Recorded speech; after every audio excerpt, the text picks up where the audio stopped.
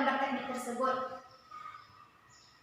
Dan juga pelajaran ini sangat bermanfaat untuk Ananda sekalian, karena pelajaran ini adalah pelajaran paling dasar untuk melanjutkan ke pelajaran selanjutnya. Langsung saja kita masuk ke materi yang pertama.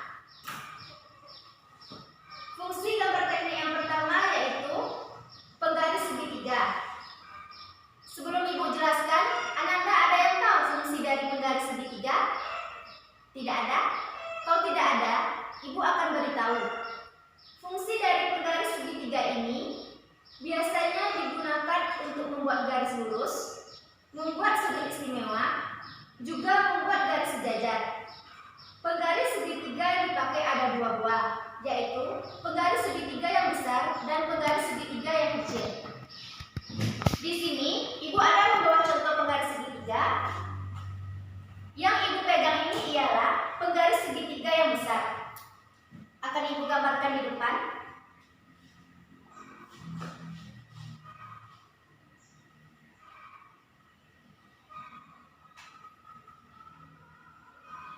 Penggaris segitiga yang besar ini terdapat 3 sudut yang berbeda.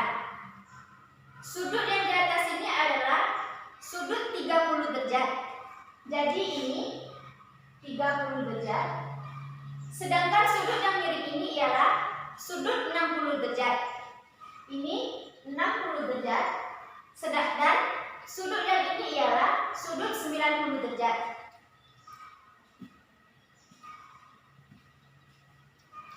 Inilah 3 sudut yang terdapat pada segitiga yang besar. Selanjutnya kita lihat segitiga yang kecil. Berbeda halnya dengan segitiga yang besar, segitiga yang kecil ini terdapat 2 sudut yang sama.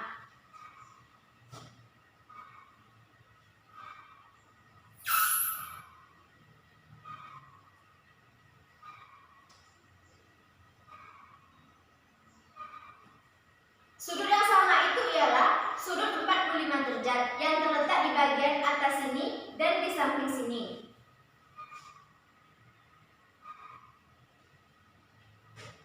Sedangkan sudut yang satu lagi ialah sudut 90 derajat. Itulah perbedaan antara sudut segitiga yang besar dan sudut segitiga yang kecil. Sampai di sini Ananda ada yang mau ditanyakan? Kalau tidak ada, Ibu akan lanjut. Yang kedua yaitu jangka. Jangka ini digunakan untuk membuat lingkaran, membagi garis atau sudut. Konstruksi pada jangka pada dasarnya terdiri dari beberapa bagian yang disambungkan. Jadi, kalau kita ingin menggunakan jangka, kita bisa mengaturnya. Seperti kalau kita ingin membuat lingkaran, kita bisa mengatur besar kecil lingkaran yang ingin kita buat dengan cara mengaturnya pada kaki jangka tersebut. Lihat pada slide di depan, itu adalah gambar jangka. Yang ketiga yaitu pensil. Pensil ini terbagi menjadi 2, yaitu pensil biasa dan pensil mekanik. Yang pertama kita lihat ialah pensil biasa. Pensil biasa ini dapat digolongkan menurut tingkat kekerasannya yang dinyatakan oleh gambar, huruf, dan angka. Golongan tersebut ialah keras, sedang, dan lunak. Bisa dilihat pada slide di depan, golongan yang keras itu dilambangkan dengan H, sampai yang lunak dilambangkan dengan D. Berikutnya yaitu pensil mekanik.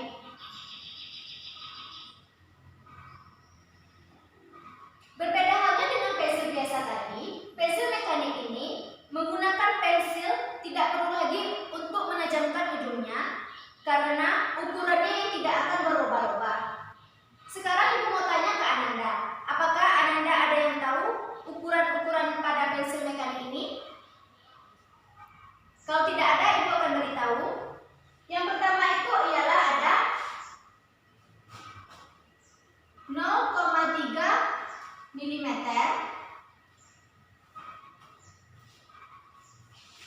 0,5 mm,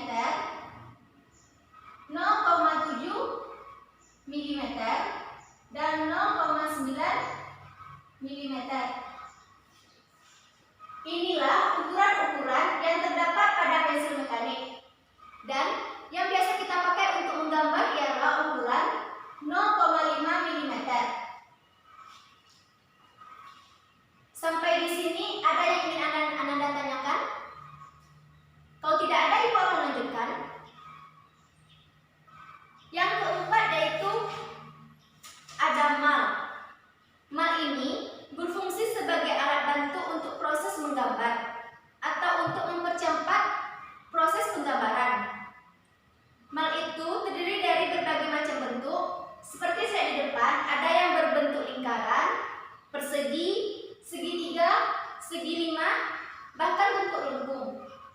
Jadi intinya, mal ini adalah sebagai cetakan kita untuk membuat sebuah bentuk.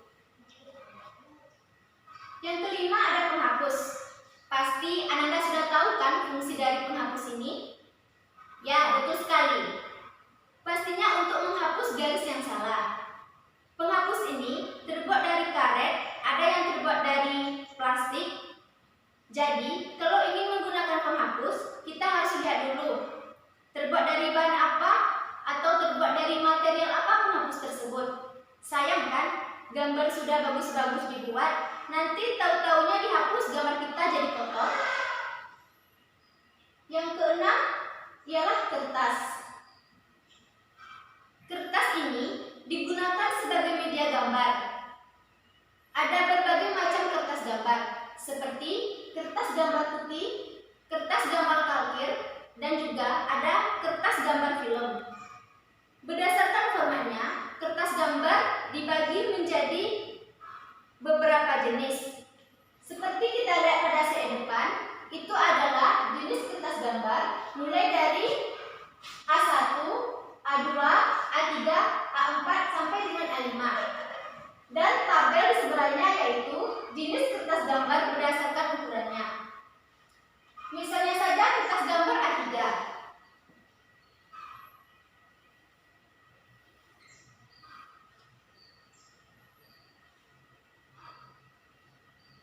Kertas gambar A3 ukurannya yaitu 420 mm atau 42 cm dan lebar 297 mm atau 29,7 cm. Ini adalah contoh ukuran pada kertas A3 yang biasa kita gunakan untuk menggambar. Jadi sampai di sini ada yang ingin Ananda tanyakan? Kalau tidak ada, berarti materi kita untuk hari ini selesai. Selanjutnya, Ibu akan memberikan Ananda kuis. Di tangan Ibu ini ada beberapa buah soal, tolong Ananda kerjakan. Dan Ibu akan membagi Ananda dengan beberapa kelompok. Per kelompok terdiri sampai 2 sampai dengan 3 orang. Tolong Ananda kerjakan.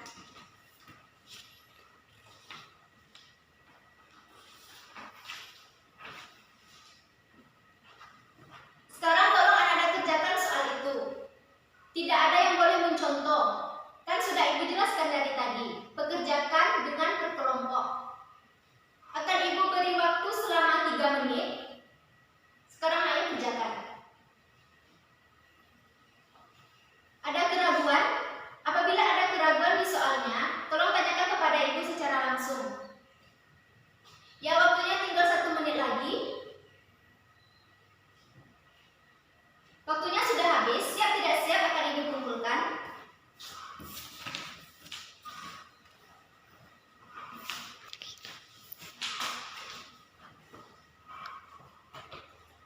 Kuis ini akan Ibu periksa dulu dan Ibu umumkan hasilnya minggu depan. Sekarang, siapa dari Ananda yang bisa menyimpulkan apa yang telah Ibu jelaskan dari tadi? Tidak ada yang dapat menyimpulkan? Kalau tidak ada, Ibu akan simpulkan sendiri. Kesimpulannya yaitu, terdapat berbagai macam fungsi pada peralatan gambar teknik. Dan fungsi-fungsi tersebut harus kita pahami, sehingga